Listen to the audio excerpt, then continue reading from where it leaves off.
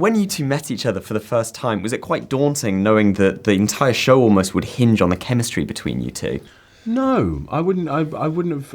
I didn't find it a kind of pressure or kind of forced at all. I don't think you can. If you do, then exactly. you crumble. So exactly. Yeah. I mean, we both just immediately were like, "Do you like football?" Yeah, I like football. So we went out and watched the Euros together quite a lot, which was great. But also, they're not supposed to like each other at the start. So if the chemistry starts off a bit, but it's kind of, do you know what I mean? It's like not like you don't need chemistry to sort of. Yeah. All right. Yeah. It's easy. Do you know what I mean? Would have been better if you didn't like each other. Yeah. But you do hear about stuff like that. You hear about shoots where people literally have had restraining orders against each other, but then the end product has actually been amazing. So it can go either way. Do you know what I mean? But it was just for my own sanity and being on set. It was great that we were able to get along. Yes, we've had a lot of dinners together. We have.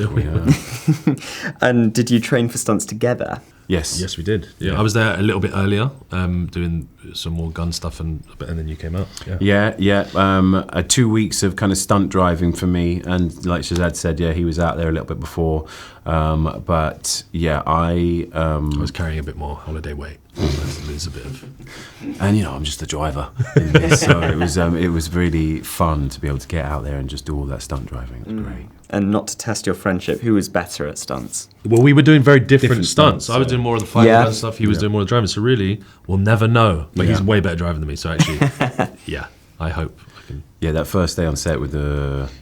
God, I can't say what car it is, but it was a big car, and it was fun. It was great. I loved it.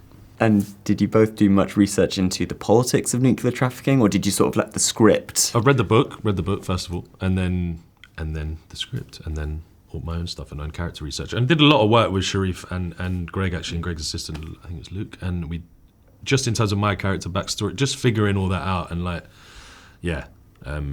but that's sort of the joy of it. Yes, I see. No, I didn't do any work. I'm joking.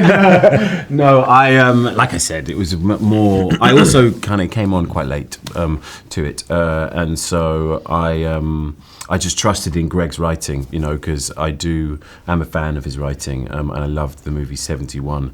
So after chatting with him and then chatting with Sharif, I felt, I was in good hands, and then also seeing what they were producing on the monitors 2 weeks in. So I was already fully involved, so there was no backing out by that point, but thankfully it looked amazing, and it does look cinematic, I feel, so it's good. And how daunting was it to be filming a car flipping over on your first day on set? On the first day, yeah. I was like, yeah, you sure you want to do that? Imagine No, I know. And I said that. I was You'd like, think they would get that out mess at him the up. end. Yeah, exactly. He comes to the second scene in the cast. I'm like, we're done. Yeah, I was like, exactly. No, it was great. It was good. We had to do it a lot, but it was.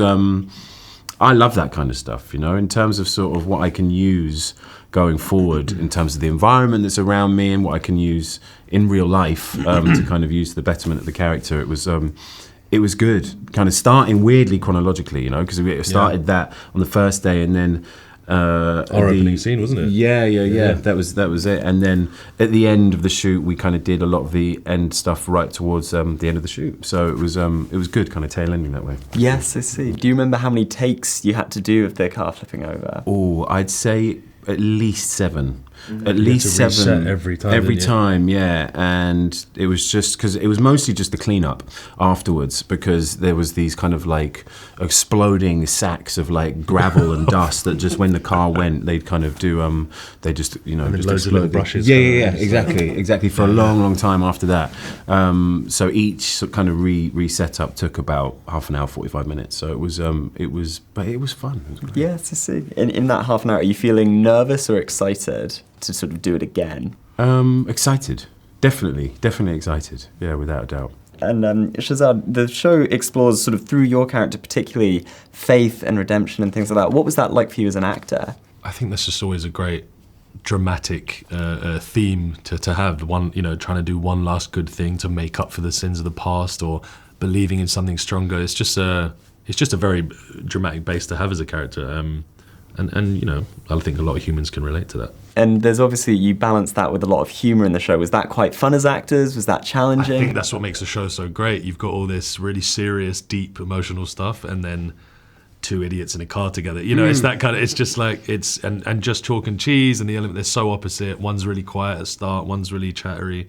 And it's just, you put that all in in a car, flip it round, and then you get atomic. Yeah, absolutely. I think a lot of the kind of humor or more humorous moments, they kind of just happen naturally in a weird way. Even though obviously Greg's writing is fantastic, but it was there's these big, huge kind of action moments that happen within it. But I always find it's the kind of smaller moments, and especially if you can get humor out of those small moments.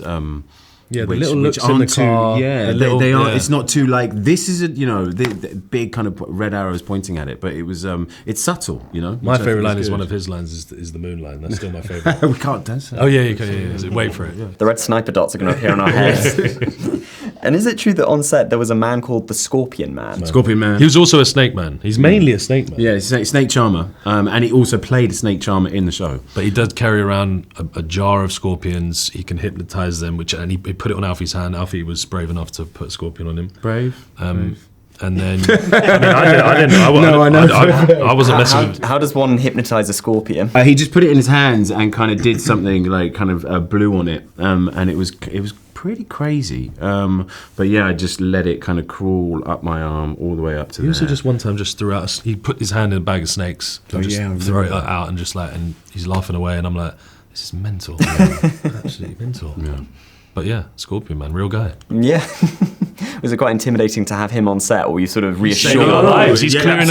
He's the guy we need on set. He comes and clears the whole set before. Yeah. And he was extremely relaxed. Yeah. He was just like very like, yep. I've got your backs. Yeah. Was there anyone else on set like that who had sort of a similarly cool job, or was it? There was one guy who always got shouted at, and I can't remember his name, but everyone everyone sort of blamed him, and it was just always every day he'd get yelled at about 15 times. Yes, yes. Yeah. No, not many other Scorpion Men type guys.